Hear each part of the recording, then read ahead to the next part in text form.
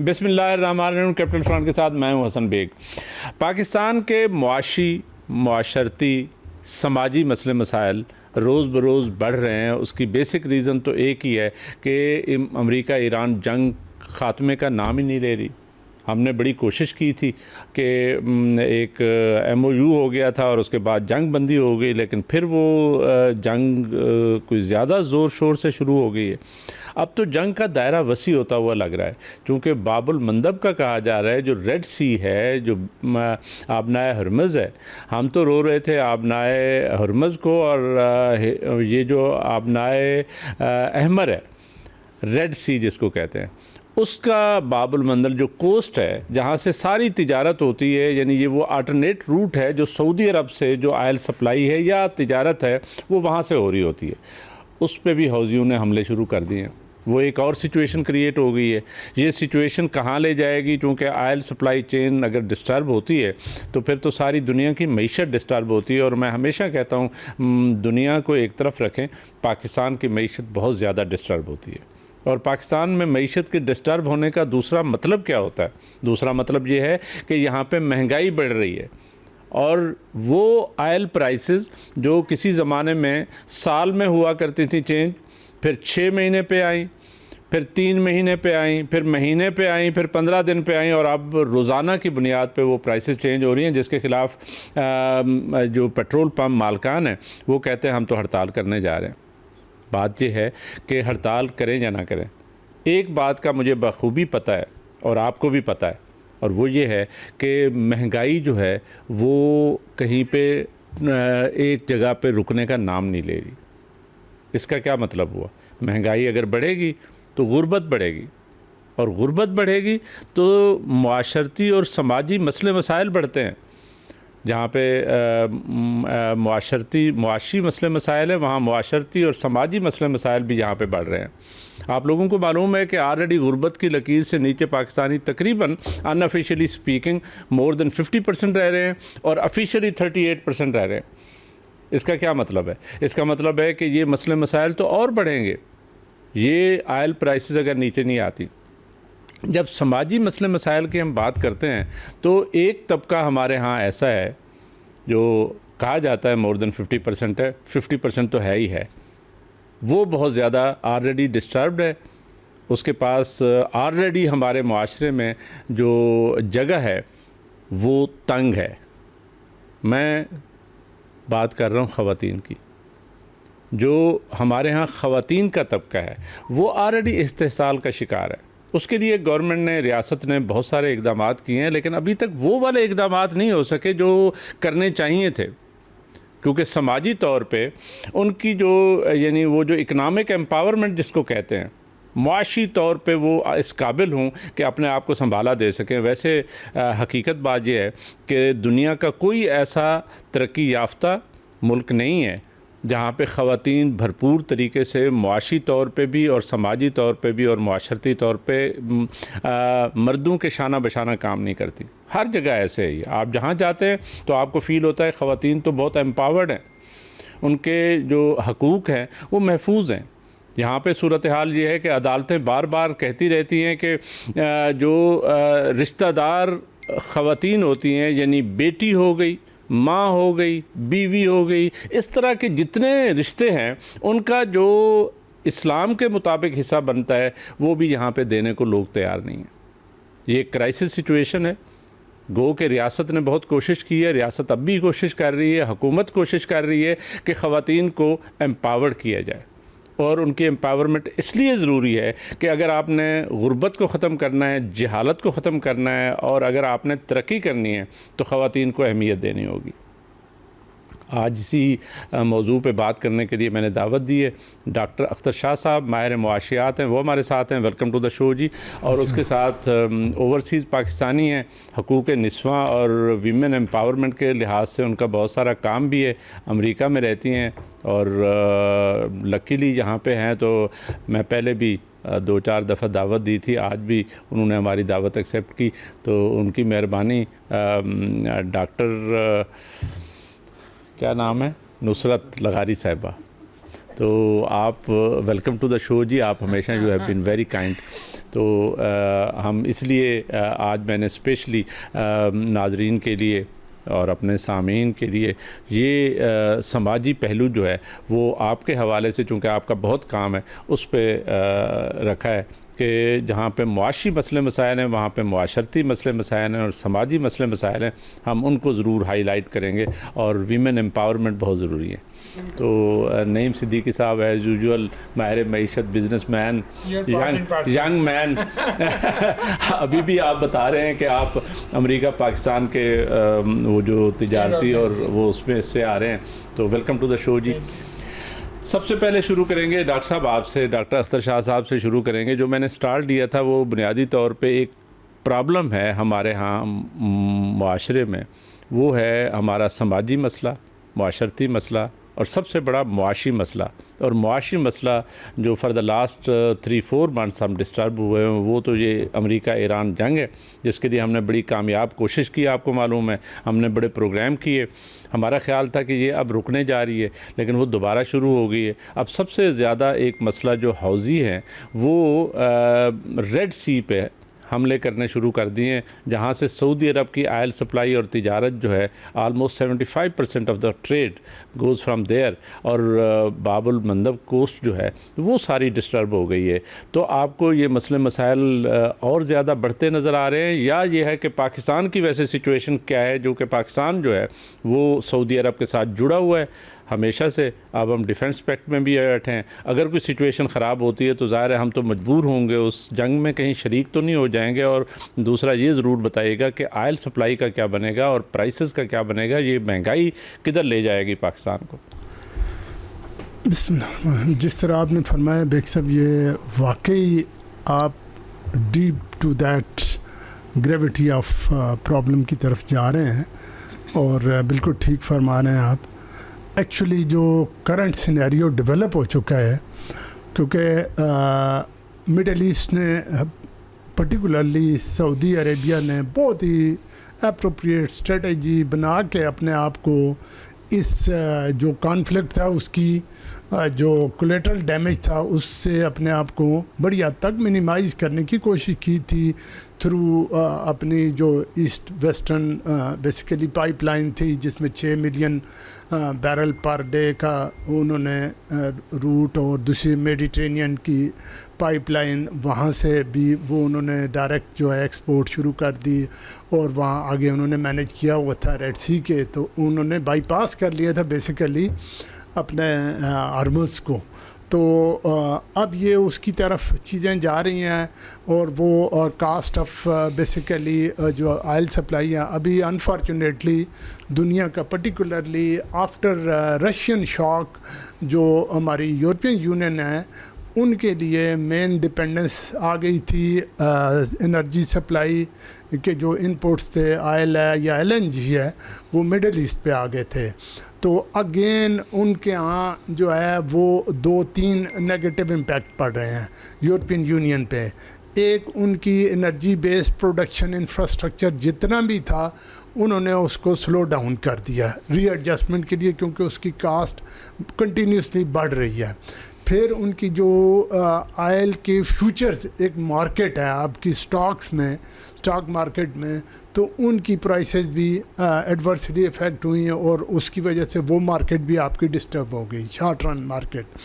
Long term میں بھی obviously ان کا انفراسٹرکچر اور گروتھ جو ہے اس کو انہوں نے ری ایڈجسٹ کر لیا ہے کہ ان کی گروتھ 1 پوائنٹ سے بھی نیچے اس کو لے کے آنے کی کوشش کر رہے ہیں. IMF اور ورلڈ بینک سارے کہہ رہے ہیں وہ تو ری ایڈجسٹمنٹ ہوگی، لیکن ری ایڈجسٹمنٹ ہو رہی ہے. پرائسز کا نیگیٹو امپیکٹ، اور یہ جو مہنگائی ہے، یہ جو ڈیلی بیسس پہ ہماری پرائسز آ گئی ہیں، اب یہ کہاں لے جائیں گے پاکستان کو؟ دیکھیں، میں آپ جس چیز کی بات کر رہے ہیں، میں اس پہ نا بنیادی چیز یہ کہوں گا کہ یہ ہمارا اسٹرکچر ایدر اٹس مینپولیٹڈ، وہی ایک ٹرم آپ یوز کرتے ہوتے ہیں کہ وہ بیسیکلی ایلیٹ کیپچر. نارملی یہ ہوتا ہے کہ آپ کا always it is tripartite internationally. آپ کا ایک ریگولیٹر ہوتا ہے، ایک آپ کا کسٹمر ہوتا ہے، دوسری طرف سپلائر ہوتا ہے. صحیح. اب میں بھی کہ آپ نے یہ جو ریگولیٹری ادارے بنائے ہیں، نیپرا ہے، اوگرا ہے، پیمرا ہے، ان کے لیے وہ بھی ایز اے ٹول یوز ہوتے ہیں، یہاں پہ کون سے ایمپاورڈ ہیں، کون سے انڈیپینڈنٹ ڈیسیجنز کرتے ہیں، وہ بھی گورنمنٹ ہی کر رہی ہوتی ہے. یہی گزارش کرنا چاہ رہا ہوں کہ پریکٹیکلی وہ پارٹی بنے ہوئے ہیں گورنمنٹ کے اندر. آپ ذرا لسٹ دیکھیں کہ اوگرا کے کتنے چیئرمینز اور کتنے پچھلے آفیسر رہے ہیں. ساروں پہ نیب کے کیسز ہیں، ساروں پہ ایف آئی اے نے اریسٹ کیا ہوا ہے. ڈاکٹر صاحب آپ کو شاید معلوم ہوگا کہ ابھی ایک چینج آئی ہے. انہوں نے کہا جو یہ سرونگ سول سرونٹس ہیں یہ بھی وہاں اوگرا میں جا کے بیٹھ سکتے ہیں. ان کو باقاعدہ عہدے دے دیے ہیں انہوں نے. وہ مطلب یہ جو ریگولیٹری اتھارٹی تھی اس کا بھی بیڑا غرق کر دیا ہے. اب دیکھیں نا، اب یہ ایس او ایز آپ کی جو چل رہی تھی وہ آپ کے ٹریلینز آف روپیز کا ڈیفیسٹ آ رہا تھا.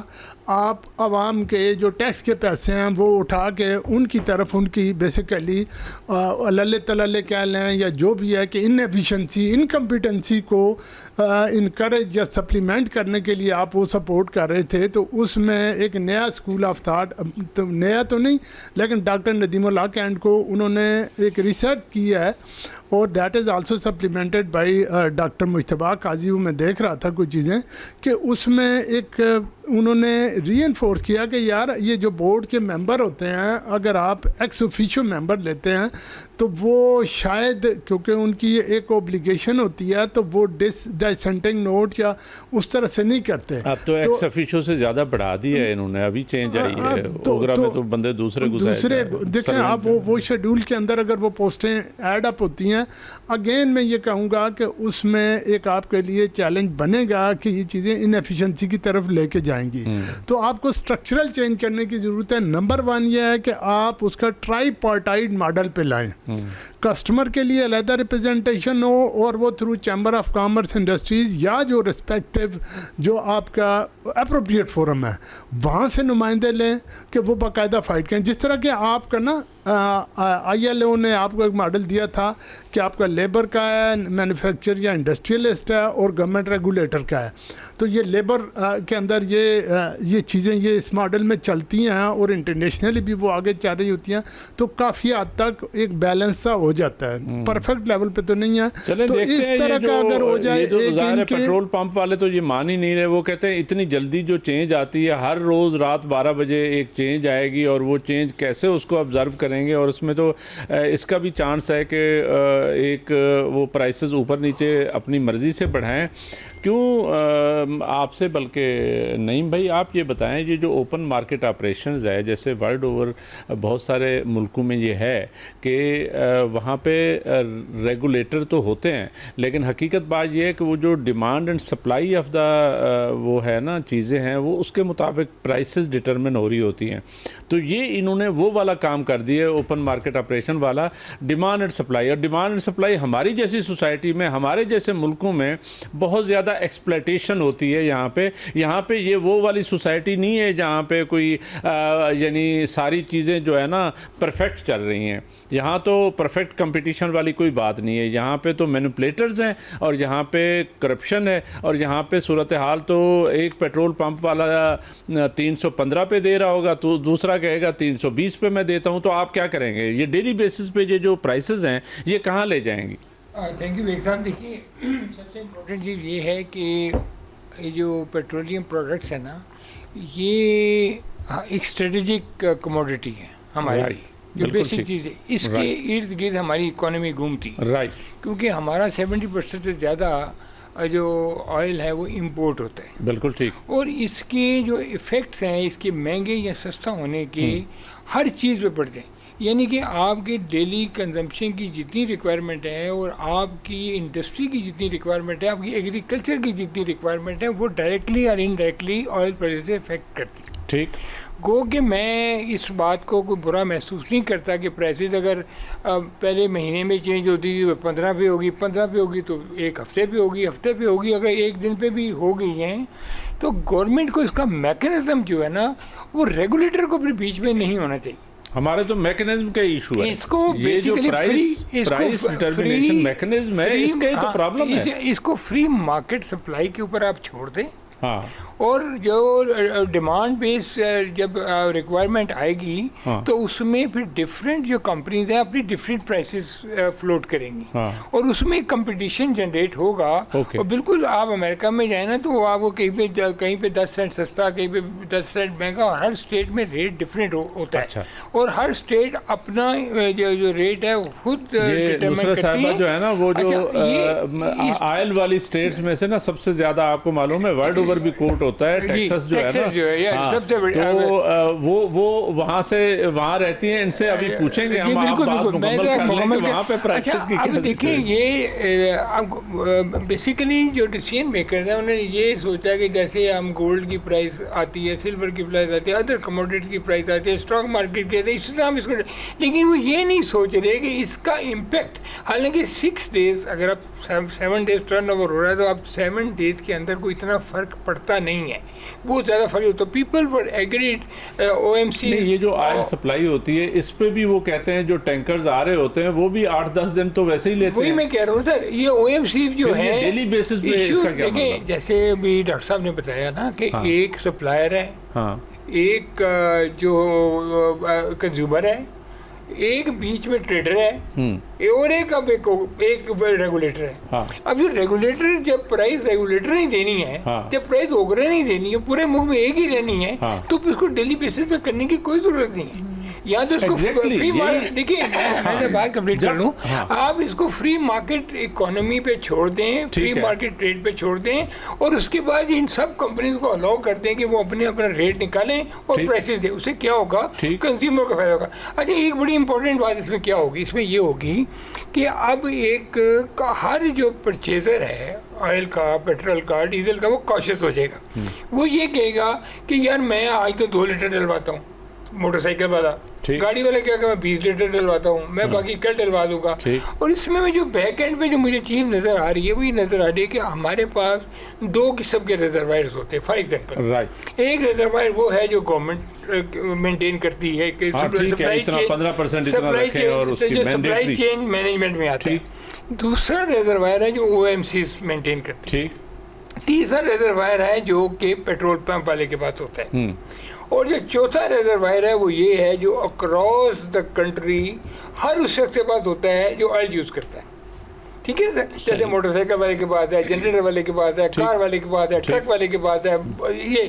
اچھا اب ہوگا کیا, اب ہوگا یہ ہوگا جب لوگ کاشس ہو جائیں گے, جو میں سمجھتا ہوں, میں آئی فیل کہ جو کوئی کہے گا جیسے میں 10 لیٹر لیتا ہوں یا 20 لیٹر لیتا ہوں یا میں 2 لیٹر لیتا ہوں, اس حساب سے جو لوگوں کی بائنگ شروع ہوگی نا, تو ایک دم سے جو reservoir other than holding by the petrol pumps and O M Cs and the government ہے نا, وہ ادھر کم ہونا شروع ہو جائے.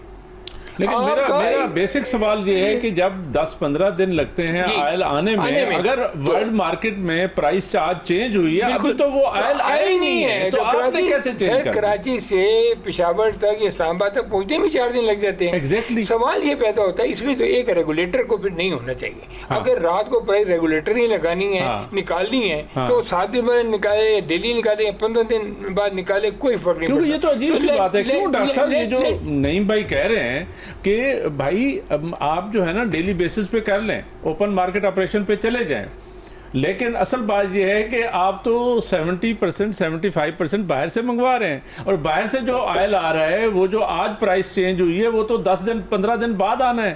تو آج آپ نے پرائس یہاں پہ اپنے یعنی ماسے سے جو ہے نا خون چوسنا شروع کر دیا اس پرائس کی بنیاد پہ. وہ کیوں؟ دیکھیں لیڈ کیپچر ہے. آپ دیکھیں آپ کے بیسیکلی اکانومی کے اندر یہ 6-7 سنڈرومز ہیں, جس میں ایک آئی پی پی سنڈروم ہے, آپ کا ایس او ای سنڈروم ہے, آپ کا انٹرسٹ ریٹ سنڈروم ہے, اس طرح سے آپ کا گورننس سنڈروم ہے.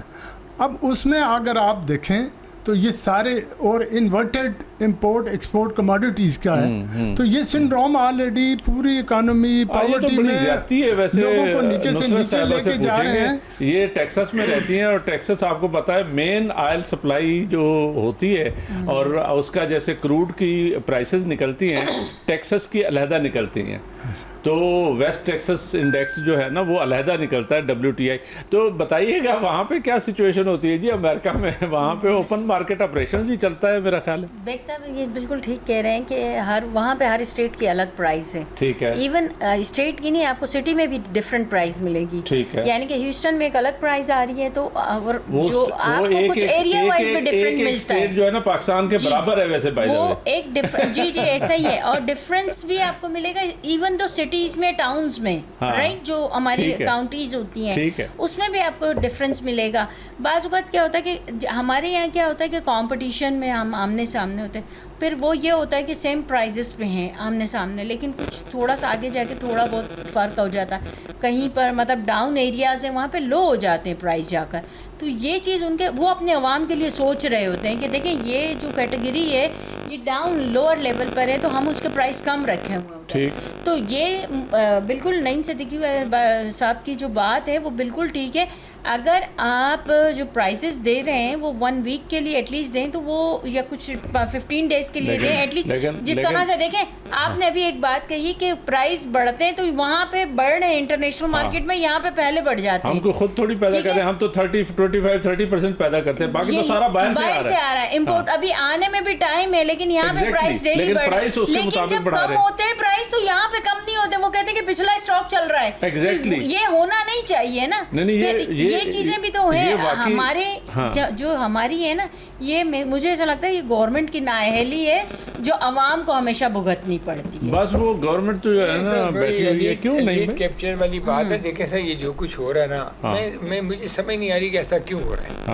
میں آپ کو بتاؤں سر کہ دیر از اے چانس کہ کسی وقت ہمارے ملک میں نا اس کا بڑا پیٹرولیم پروڈکٹ کا بڑا بحران ہو جائے گا. وہ اس لیے ہو جائے گا کہ ابھی تو جب مہینے میں پرائز آتی ہے 15 میں, تو آپ جاتے ہیں پورا ٹینک فل کرا لیتے ہیں, وہ پتہ ہوتے ہیں 15 دن سکون ہے. لیکن ایک آپ کی سائیکی ہے نا, آپ کہتے ہیں یہ ہو سکتا ہے کل سستا ہو جائے, تو میں آج تھوڑا ڈلوا دوں کل, تو وہ جو level of maintenance at individual level petroleum ہے نا وہ کم ہو جائے گا. جیسے کئی پاکستان میں 5 کروڑ بیرل ڈیلی کنزمپشن ہے, 5 کروڑ بیرل ڈیلی ڈیزل کی اور پیٹرول کی کنزمپشن ہے پاکستان میں. اور اس کا مطلب ہے کہ اگر وہ کنزمپشن جو ہے وہ اس لیے ہے کہ لوگ اتنا خریدتے ہیں. جب ڈیلی بیسس پہ جائے گا تو دیکھیں نا کہ پہلے زمانے میں ہوتا تھا کوئی چینی 1 کلو لے کے آتا تھا, کوئی آدھا کلو لے کے آتا تھا, گھی 1 پاؤ لے کے آتا تھا. پیٹرولیم کو بھی اگر اسی لائن میں لگا دیا تو ڈیلی بیسس پہ لوگوں نے شروع کر دیا. لیکن گورنمنٹ کو اس میں کیا فائدہ ہے یہ دیکھنا ہے, او ایم سیز کو کیا فائدہ ہے. میرا نزدیک گورنمنٹ کو اس میں کوئی فائدہ نہیں ہے. گورنمنٹ یہ سمجھتی ہے کہ جو سیاسی پولیٹیکل پریشر ہوتا ہے کہ پرائزیں بڑھا دیں, لوگ ہمارے پیچھے آ جاتے ہیں, تو گورنمنٹ اس سے نکل جائے گی, مارکیٹ ڈریون اکانومی میں چلے جائے گی, ڈیمانڈ اینڈ سپلائی پہ چل جائیں گے. لوگ پیٹرول پمپوں کے باہر کھڑے رہیں گے روز, آج پیٹرول آ رہا ہے, آج سستا, آج مہنگا, آج سستا, آج مہنگا. پہلے اس کو امریکہ اور یورپ بنائے, پھر جا کے وہ تو کچھ بھی نہیں ہوگا نا. آپ جو کریں نا آپ اپلیکیشن, ہم سولوشن کی طرف نہیں جاتے, سولوشن نہیں جاتے. میرے ذہن میں ایک اور بات تھی, یہ تو پرائسز ہم نے اس لیے وہ کی ڈسکس کی ہیں کیونکہ یہ میکنزم اٹ سیلف جو ہے نا that needs to be investigated کہ یہ ہوا کیا ہے. کیا ہم اپنے یہ جو ڈے ٹو ڈے آپریشنز ہیں, اوپن مارکیٹ آپریشن, کیا اس طریقے سے اپنی اکانومی کو بھی سیدھا کر سکتے ہیں. لیکن یہ بات مجھے پوچھنی تھی کہ اس کی وجہ سے مہنگائی کا جو زور دورہ ہے, اس جنگ کی وجہ سے مہنگائی کے بعد جو غربت بڑھ رہی ہے اس کا کتنا بڑا امپیکٹ. یہ تو بڑا تکلیف دہ. میں تو اب بالکل آپٹیمسٹک نہیں ہوں کیونکہ جو اب ہو رہا ہے وار کا, اور میں نے پہلے بھی آپ کو بتایا تھا کہ یہ جنگ جو ہے یہ کوئی چھوٹی جنگ نظر نہیں آ رہی. اب اس کے پیچھے اسٹریٹجک ریزن کیا ہیں, جیو پولیٹیکل ریزنز کیا ہیں, کن کن ملکوں کی کیا کیا کنٹریبیوشن تھی, اب پاکستان نے اس کے لیے کتنی محنت کی. اور اب دیکھیں نا کہ ساری چیزیں آہستہ آہستہ ڈائی ڈاؤن ہو رہی ہیں. ابھی اس وقت ایک ٹرمپ صاحب کھڑے ہیں اور وہ جو چاہتی ہیں وہ کر رہے ہیں, اور اس پورے 4-5 مہینے میں آئل کمپنی نے بے تحاشا پیسہ کمایا. ایک اسٹیٹمنٹ پہ آئل کی پرائز جو ہے نا وہ $60 سے $126 پہ. وہ رپورٹس تو یہ آ رہی ہیں کہ ٹرمپ اور ٹرمپ کی فیملی اور اس کے بزنس بھی بہت کما لی. لیکن سر اس سے بہت برا امپیکٹ آنے والا ہے, اور یہ مہنگائی بڑھے گی. ابھی گورنمنٹ نے اناؤنس کر دیا ہے کہ ہم ابھی کچھ دنوں میں پھر دوبارہ لاک ڈاؤن کی طرف جا رہے ہیں. پھر مہینے میں ہفتے میں 4 دن کام ہوگا, پھر دکانیں بند. یہ بہت اکانومی آپ کی کتنی چانس لگ رہا ہے کہ یہ غربت اور زیادہ بڑھنے والی ہے اس کی وجہ سے. اب یہ کرائسس تو ختم ہوتا نظر نہیں آ رہا. اب جیسے میں نے کہا کہ وہ بحیرہ احمر پہ بھی پرابلم شروع ہو گیا, اب نہ ہرمز کو ابھی ہم نہیں بھولے تھے, باب المندب جو ہے نا وہاں پہ پرابلم شروع ہو گیا حوثیوں کی وجہ سے. یہ کہاں پہنچے گا یہ معاملہ؟ یہ غربت کتنی بڑھ جائے گی پاکستان میں؟ دیکھیں جی, آپ کی بیسیکلی غربت یہاں پہ 3 فیکٹر جو ہے نا وہ 3 ڈائمینشن سے 360 والی بات ہے. اس سے ایک غریب آدمی جو ہے اس کو ٹارگٹ کیا جا رہا ہے. آپ کا ایکسٹرنل کوئی شاک آ گیا, وہ انٹرنل شاک آ گیا, وہ غریب کی طرف. تھرڈ, آپ کا جو سٹرکچر ہے اکانومی کا, جس طرح میں نے پہلے گزارش کی تھی کہ آپ کے 6 سنڈرومز وہ اس کو ٹارگٹ کر رہے ہیں. یعنی اب وہاں سے جو ایکسٹرنل شاک آیا ہے تو ڈائریکٹ آپ دیکھیں وہ ٹارگٹ کیا جا رہا ہے آپ کا غریب کو. آپ کی ٹرانسپورٹیشن سسٹم, آپ کی مینوفیکچرنگ, آپ کی جابس, آپ کی اکنامک ایکٹیویٹیز. یہاں تو سبزی بیچنے والا مہنگا کر دیتا ہے, اس سے پوچھو کہتا ہے پیٹرول مہنگا ہو گیا. اور بجٹ ڈیفیسٹ جو آئے گا, بیسیکلی انڈائریکٹ ٹیکسز جو آپ کے ہیں, میجر پورشن تو آپ کے ٹوٹل کٹی کے اندر وہی ہے نا. آپ نے اگر 1.5 ٹریلین کے قریب, آپ نے اگر 15 ٹریلین کے قریب آپ نے ٹیکسز جو ہیں وہ لینے ہیں, تو اس میں انڈائریکٹ جو ہیں وہ ڈومینیٹ کر رہے ہیں. ڈائریکٹ تو آپ کے ہی کم ہے. اب اس میں کون آ رہا ہے؟ وہ آپ کا غریب آ رہا ہے. اور غریب کی آپ کی بیسیکلی پیئنگ کیپیسٹی اور پرچیزنگ پاور یا ڈسپوزیبل انکم جو ہے وہ لیول اتنا گرتا جائے گا کہ یہ آپ کی اکانومی لیڈ کر رہی ہے ٹوورڈز کیاس.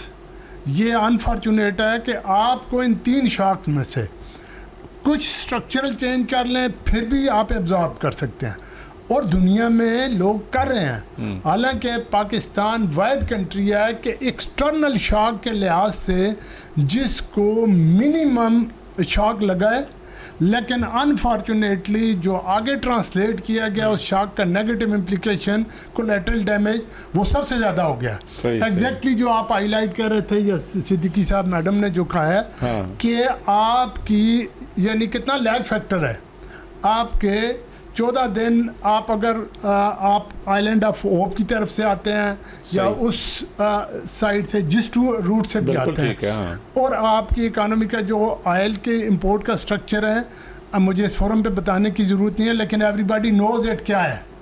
آپ کا میکس یا کمپوزیشن کدھر سے کون سے سورسز سے کتنے آ رہے ہیں. بالکل ٹھیک. تو وہ آپ نے اگر امپیکٹ کرنا ہے, آپ 100% آپ اس ایکسٹرنل شاک کا کیوں امپیکٹ جو ہے وہ عوام پہ کہہ رہے ہیں. آپ کا جو لوکل جو ریسورسز جدھر سے بھی جو سپلائی آ رہی ہے تو آپ ڈیوائڈ کیوں نہیں کرتے؟ لیکن آپ کو بہانہ مل گیا کہ غریب پہ برڈن شفٹ کرنا ہے. بس یہ جو ہے نا, کیوں نصرت صاحبہ, یہ جو جب شفٹ ہوتا ہے نا یہ غربت والا بوجھ, بالکل یہاں سب سے زیادہ ہماری جیسی سوسائٹی میں, شاید باہر بھی ہوتا ہوگا, وہ سب سے زیادہ افیکٹ جو طبقہ ہو رہا ہوتا ہے, ویسے سارے ہو رہے ہوتے ہیں, وہ خواتین ہیں. ان کا سب سے زیادہ استحصال آلریڈی ہو رہا ہوتا ہے, اور مزید رہی صحیح کسر. مطلب اگر ایک بندہ 100 روپے کما رہا تھا تو اس میں سے بہرحال کوئی 5-10 روپے جو ہے نا وہ گھر والے جو ان کی ویلفیئر کے لیے کرتا تھا. اب اگر کمائی 50 روپے رہا ہے, وہ ادھر تو دیتا ہی نہیں ہے, اور گھروں میں لڑائیاں ہو رہی ہوتی ہیں. تو آپ کو نہیں لگتا کہ یہ پاکستان جیسی سوسائٹی جو ہے نا, آپ تو بچی ہوئی ہیں, آپ تو امریکہ میں رہتی ہیں, اب پاکستان میں آ گئی ہیں, پاکستانیوں کا دکھ درد بھی آپ ساتھ لائی ہیں. یہ بتائیں کہ یہ کتنا بڑا شوق ہے کہ سماجی مسئلے مسائل شروع ہو جاتے ہیں. یہاں پہ طلاقوں کی ریشیں بڑھ چکی ہے یہاں پہ, یعنی بہت ساری اور ریزنز بھی ہوں گی, لیکن حقیقت بات یہ ہے کہ معاشی مسئلہ سب سے پہلے ہوتا ہے. معاشی کے بعد جو ہے نا, اسی کی وجہ سے کوئی سماجی اور معاشرتی دوسرے مسئلے مسائل شروع ہو جاتے ہیں. تو آپ کو نہیں لگتا کہ یہ اس طرح کی سچویشن پاکستان کو اور پاکستان کے سماج کو, اور اسپیشلی یعنی حقوق نسواں کے حوالے سے, آپ نہیں سمجھتی کہ بڑے مسئلے مسائل شروع اور چیلنجز شروع ہو گئے؟ بیگ صاحب آپ نے ایسا موقع مجھے دے دیا, یہ تو صرف میں ہی بولتی رہوں گی. نہیں, اسی لیے میں نے آپ کی وجہ سے یہ رکھا. میں آپ کو ایک بات بتاؤں, آپ نے بالکل صحیح کہا, پستی ہمیشہ عورت ہے. ایک عورت ہے وہ گھر چلا رہی, مرد نے کما کے لایا, مطلب میں گھریلو خاتون کی بات کر رہی ہوں, پروفیشنل کو بھی سائڈ پہ رکھتے ہیں. بالکل ٹھیک. ایک مرد ہے, اس کی انکم جو بھی ہے وہ بھی غریب گھر جا کے کام کرتی ہے, ایسا نہیں ہے ہماری سوسائٹی. بالکل میں آپ کو ایک نارمل, جسٹ ہم پہلے گھریلو خاتون کو لے لیتے ہیں. اب ایک خاتون ہے ٹھیک ہے, وہ گھر چلا رہی ہے, بچے سنبھال رہی ہے, گھر میں کھانا بنانا اس کی ذمہ داری, سب کچھ مرد نے کمایا لا کے دے دیا, وہ کیسے مینیج کرے, کس طرح سے کریں, بچوں کو بھی کھانا چاہیے, ان کی فیسیں بھی نکالنی ہے, ان کے ہسبینڈ کو بھی دینا ہے کیونکہ وہ کما کے لا رہا ہے, اس کے پاس انرجی ہوگی تو وہ کما کے لائے گا, وہ ہر طریقے سے یہاں پھنس گئی. اب ہم اگر جو ہے رورل ایریاز میں ہمارے چلے جائیں تو وہاں کی خاتون بیچاری گھر بھی چلا رہی ہے, پھر وہ اپنے شوہر کے ساتھ, ہاں جی, وہ کھیتوں میں کام بھی کر رہی ہے, وہ جا کے اس کو ہیلپ آؤٹ بھی کر رہی ہے, سب کچھ کر رہی ہے. پھر اسی طرح پروفیشنل میں ہم آ جاتے ہیں اربن ایریاز کی سائڈ پہ, رائٹ, جو عورت ایک جاب کر آ رہی ہے, وہ چاہتی ہے کہ اس کے جو بچوں کو اچھا مستقبل دینے کے لیے وہ اپنے شوہر کا ہاتھ بٹائے, وہ پڑھی لکھی خاتون ہے, رائٹ. اس نے کیا کیا, وہ اب گھر پر پہلے باہر کام کرتی ہے, گھر آتی ہے. دیکھیں ہمارا جو سوسائٹی ہے نا ہماری, وہ ہے مردوں کی. یہاں پر تو مرد جو ہے آ جائے, کام کر آ جائے, اس کا احسان کر دیا ہے, وہ گھر آئے گا, اس نے کچھ نہیں کرنا ہے. نہیں پروگرام میں آپ نے کہا تھا کہ یہ والی جو ایکسپلوٹیشن آف دا خواتین ہے, ویمن ہے, یہ امریکہ جیسی سوسائٹی میں بھی میں آپ کو یہی بتا رہی ہوں. دیکھیں یہ کمیونٹی ہے, جو ہماری کمیونٹی ہے نا, ہماری جو سوسائٹی ہے وہ مردوں کی ہے, ٹھیک ہے, میلز ڈومیننسی ہے اس میں, سوری, رائٹ. تو یہاں پہ جو کر رہے ہوتے ہیں نا, یہ وہاں پہ بھی ہو رہا ہوتا ہے, ٹھیک ہے, ہماری کمیونٹی کے اندر. لیکن میں آپ کو یہی بتا رہی ہوں, لیکن ہوتا کیا ہے, ہم یہ نہیں سوچتے ہیں کہ ایک عورت اگر باہر جا کے کام کری, جتنی آپ محنت کریں وہ بھی اتنی کریے. اس کے بعد وہ جب گھر آتی ہے, وہ گھر کے کام بھی دیکھ رہی ہوتی ہے, وہ بچوں کو بھی دیکھ رہی. بعض اوقات عورتیں اس طرح سے وہ کہتی ہیں کہ ہم کوئی میڈ رکھیں گے, اس کو جو 10-12 ہزار دینے, 15 ہزار, وہ ہم اپنے بچوں کو باہر کھانا کھلا کے خرچ کر دیں, وہ اپنے اوپر خرچ کر دیں. اس طرح سے کر کے وہ سیونگ کرنے کے چکر میں ہوتی ہیں, یا اپنے آپ کو انٹرٹین کرنے کے, بچوں کو, فیملیز کو, رائٹ, یہ ہوتا ہے. لیکن جو ہمارا جو معاشرہ ہے مردوں کا, وہ یہ نہیں سوچ رہا ہوتا, وہ کہتا ہے کہ یہ عورت کا فرض ہے کرنا, یہ نہیں سوچتا کہ میرا کیا حق ہے, میرا جو حق ہے میں بھی پورا کر رہا ہوں کیا. دیکھیں اگر ہم مذہب کے لحاظ سے جائیں, حضور صلی اللہ علیہ وسلم حضرت عائشہ رضی اللہ تعالیٰ عنہ, حضرت خدیجہ رضی اللہ تعالیٰ عنہ کے ساتھ کام کیا کرتے تھے, گھر کے کاموں میں ان کی مدد کیا کرتے تھے. ہمارے یہاں کا مرد کہتا ہے کہ نہیں, یہ تو میری انسلٹ ہو جائے گی, میرا کام ہے کما کے لانا, تو تمہارا کام ہے پورا کرنا, چاہے تم باہر کما کے بھی آ رہی ہو. تو یہ چیزیں نہیں ہونی چاہیے. یہ ہمیں معاشرے کو, ہمیں مردوں کو اسپیشلی یہ چیز پہ سوچنا چاہیے کہ یہ ہماری یہ جو غربت بڑھ رہی ہے, یہ اور زیادہ خواتین کے لیے. میں نے تو اپنے گھر کے تینوں مردوں کو گھر کے کاموں پہ رکھا ہوا ہے, بھائی کام کرو, سب ڈیوائڈ ہو گئے. تو امپاورڈ ہے نا بھائی, بالکل امپاورڈ ہے. یہاں پہ خواتین امپاورڈ نہیں ہے. یہاں کے مسئلہ مسائل یہ ہے کہ آبادی بہت بڑھ گئی ہے. یہاں پہ مسئلہ مسائل یہ ہیں کہ جو رورل ایریا ہے وہاں پہ آن ایوریج 7-8 بچے ہیں, اور وہ غریب اتنی پسی ہوئی ہے کہ کوئی وہ کہتی ہے کہ آج ہسبینڈ کو اگر کہے کہ جی آج کھانا پراپر نہیں بنا ہوا, وہ جھگڑا شروع کر دیتا ہے. وہ کہتی ہے آپ نے پیسے کتنے دیے, اس کو مارنا شروع کر دیتا ہے. وہ ایک چھوٹی سی میں نے کہانی کبھی زندگی میں پڑھی تھی, مطلب بہت پہلے کہیں پر. وہ ایک مرد ہوتا ہے, وہ عورت کو کہتا ہے جب میں آتا ہوں تم سکون سے بیٹھی ہوئی ہوتی ہو, تم تو مزے سے بیٹھی رہتی ہو گھر میں تو باہر کما کر آتا ہوں, میں اتنا تھک جاتا ہوں. وہ کہتی ہے کہ ٹھیک ہے ایکسچینج کرتے ہیں کام, تم میرا کام کرو, میں تمہارا کام کروں گی. جب وہ گھر کے کام کرتا اور بچوں کو سنبھالتا, اور جب وہ عورت گھر آتی ہے کما کر پیسے لے آتی ہے, تو اس کے بعد وہ دیکھتی ہے کہ گھر بہت بکھرا ہوا ہے, بچے ادھر رو رہے ہیں, کھانا بنا ہوا نہیں ہے. تو وہ کہتے ہیں کہ اپنے ہسبینڈ کو کہتی ہے, اب وہ ہسبینڈ کہتا نہیں, مجھے سمجھ میں آ گیا کہ تم کام کرتی ہو.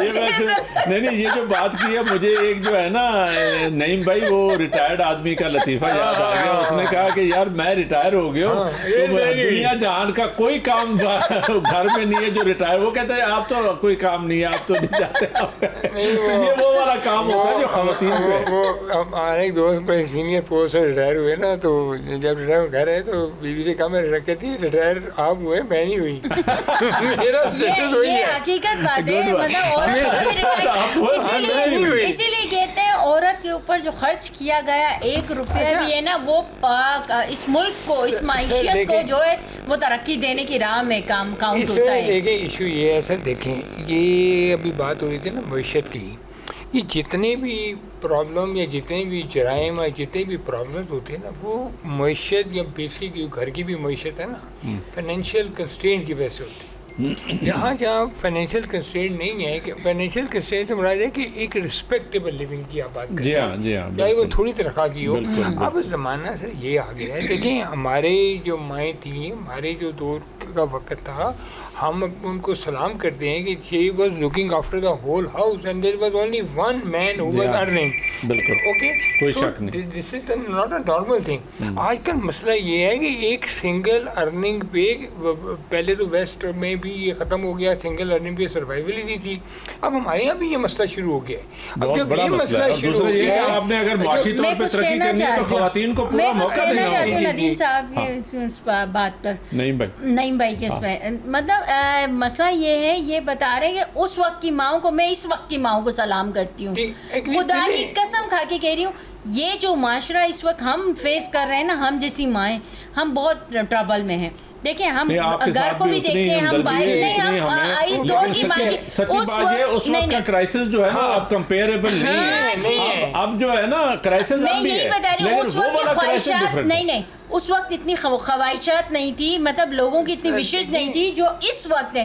یہ وہ دور نہیں ہے جو اس وقت خواہشیں اس وقت بھی تھی. نہیں, بیگ صاحب اگر آپ دیکھیں وہاں پہ اس وقت فریج جیسی سہولت کے لیے پتہ ہی نہیں تھا, ان کو پتا تھا اتنا آنا اتنا بنانا, ختم ہو گئی کہانی.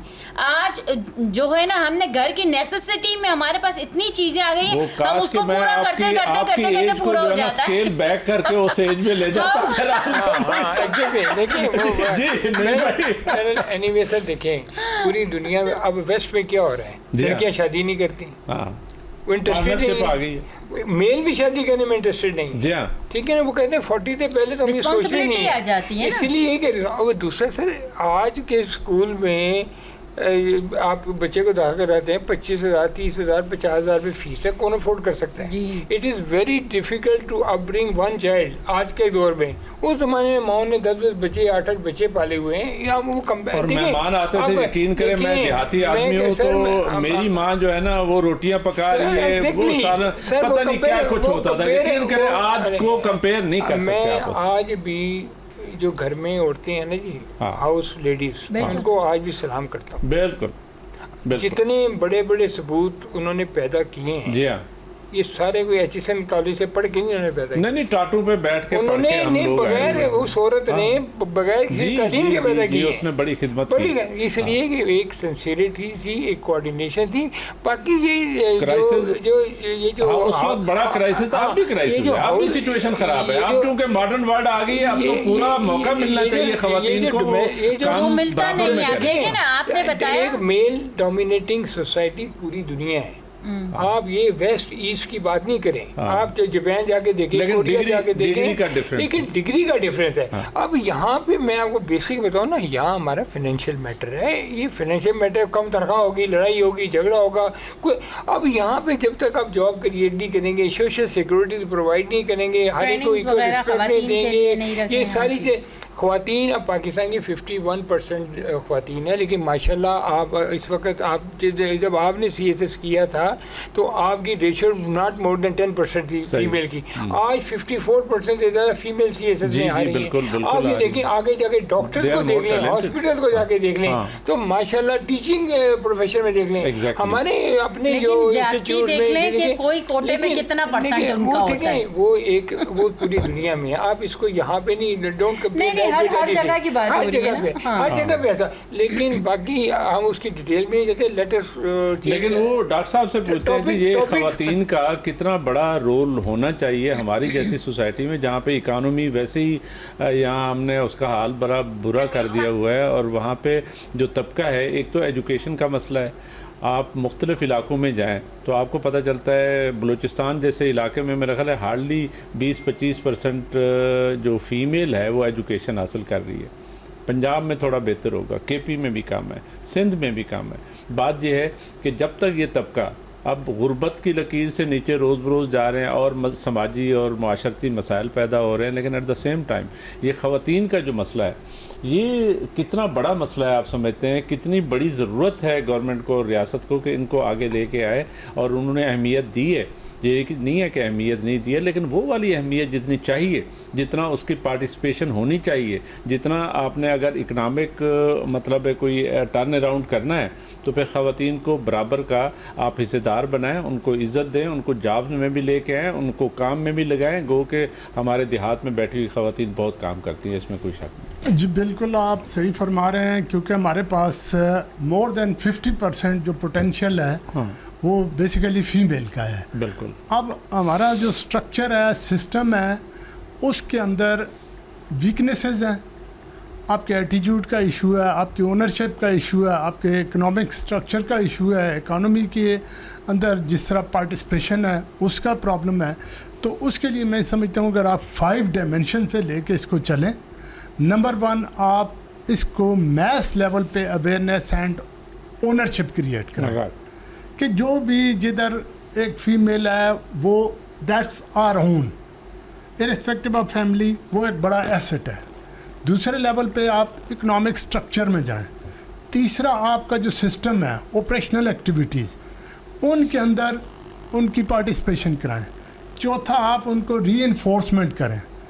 پانچواں آپ ان کو امپاورمنٹ کریں کہ جتنی اگر اکنامک ایکٹیویٹیز میں پارٹیسپیٹ کرتے ہیں, انٹرنیشنل مارکیٹ میں بھی کریں, لوکل میں بھی کریں, تو ان کو فائنینشیل اٹانمی ہو, وہاں پہ ایک انفراسٹرکچر ہو کہ وہ اپنے آپ بیٹھ کے. میں گزارش کرتا ہوں بیسک ایجوکیشن تو دیں ان کو. میں آپ کو ایک چھوٹی سی گزارش کرتا ہوں جو میں کہنا چاہ رہا ہوں. دیکھیں میں نے پہلے اکنامک سٹرکچر کی بات کی, آل دو گورنمنٹ نے کچھ سروسز میں تو کوٹا دیا.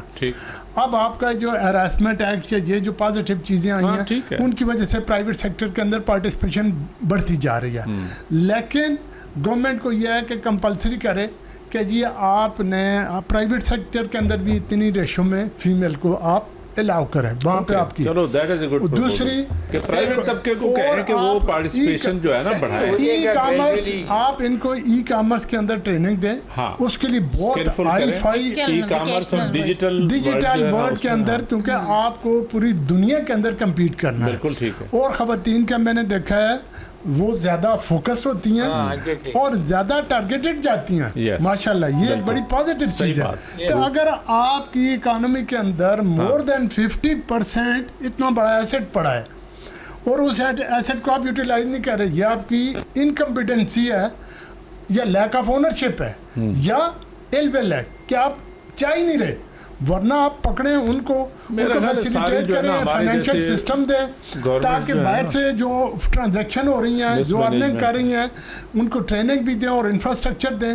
تو وہ میں یہ سمجھتا ہوں کہ ملک کے لیے, اپنی فیملی کے لیے, اپنی ذات کے لیے بہت زیادہ کنٹریبیوٹ کر سکتے ہیں. بڑا ضروری ہے کیوں یہ جو ڈاکٹر صاحب بات کر رہے ہیں کہ گورنمنٹ کو جو ہے نا بنیادی طور پہ پرائرٹائز کرنا چاہیے چیزوں کو اور پرائرٹی پہ لے کے آنا چاہیے. اب یہ جو لڑکیاں CSS کر کے آ رہی ہیں, میڈیکل کالجز میں ہیں, ہر جگہ پہ یقین کریں لڑکوں سے زیادہ بہتر پرفارم کرتی ہیں, اور وہ ان کو مزید امپاور کرنا چاہیے. جیسے ای کامرس کی بات کر رہے ہیں, IT اور IT سروسز کی بات کر رہے ہیں, ڈیجیٹل کی بات کر رہے ہیں. یقین کریں ہم صرف محدود تھے ٹیچر کی حد تک یا میڈیکل پروفیشن کی حد تک, یہ والے وہ فیلڈ ہیں جہاں پہ وہ گھر بیٹھے کما رہی ہیں. دیکھیں یہی تو میں بتانا چاہ رہی ہوں کہ جو خواتین ہیں نا ان کے لیے زیادہ سے زیادہ مواقع لے کر آئیں. وہ کس طرح سے لے کر آئیں گے؟ آپ ایجوکیشن میں ان کو جو ہے پارٹیسپیشن دیں, ایزی کریں, ان کے لیے یہ گورنمنٹ کی ذمہ داری ہوتی ہے, رائٹ. اس کے ساتھ ساتھ ویکیشنل انسٹیٹیوٹ کریں اوپن, جس میں وہ اسکل بیس ویکیشن جو ہے اپنی ٹریننگ لے سکیں, رائٹ. اسی طرح دیکھیں کچھ جیسے ہم بات کر رہے ہیں کہ ہر خواتین کی یا جس طرح سے میلز کی بھی ایکسپرٹیز ہوتی ہے, کچھ خواتین ایسی ہیں جو بزنس میں بڑا اچھا کام کر سکتی ہیں, آپ ان کے لیے کریں نا, ان کے لیے مواقع لائیں. آسان روزگار, آپ آسان روزگار اسکیم لاتے ہیں, آپ آسان قرضے خواتین کے لیے اسپیشلی لائیں. جس طرح بے نظیر صاحبہ نے وومن بینک اوپن کیا تھا, ٹھیک ہے نا, فرسٹ وومن بینک, اس میں ساری, میں ایک اسی طرح سے بات کر رہی تھی, صاحب ابھی بات کر رہے تھے, میرے پاس ایک کیس اسٹڈی میرے دماغ میں چل رہی تھی.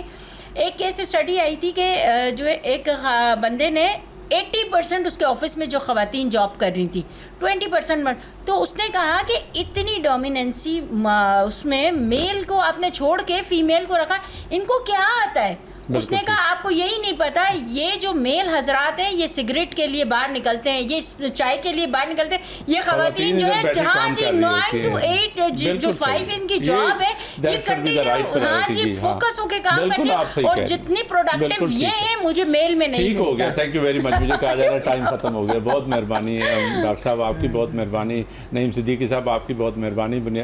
ناظرین آج اب بنیادی طور پہ ڈسکس تو یہ کر رہے تھے کہ یہ جو آئل پرائسز اور یہ جو مڈل ایسٹ کا کرائسس ہے یہ اور بڑھ رہا ہے, اور یہ ہم آبنائے ہرمز کو رو رہے تھے تو بحیرہ احمر تک چلا گیا ہے, باب المندب تک چلا گیا ہے. تو یہ ultimately day to day prices جو ہیں آئل پرائسز وہ کہاں لے جائیں گی. یہاں پہ یعنی ہمارے جیسے ملک میں جہاں پہ ریگولیٹری اتھارٹی جو ہے نا وہ اتنی امپاورڈ نہیں ہے یا اتنی پرفیکٹ نہیں ہے, وہاں پہ کیا ہوگا. کیا وہ آئل جو 14 دن یہاں ٹرانسپورٹیشن میں لیتا ہے تو کیا اس کے لیے ڈیلی بیسس پہ پرائسز ایٹ نیشنل لیول یا ڈومیسٹک لیول جو ہے چینج ہونی چاہیے.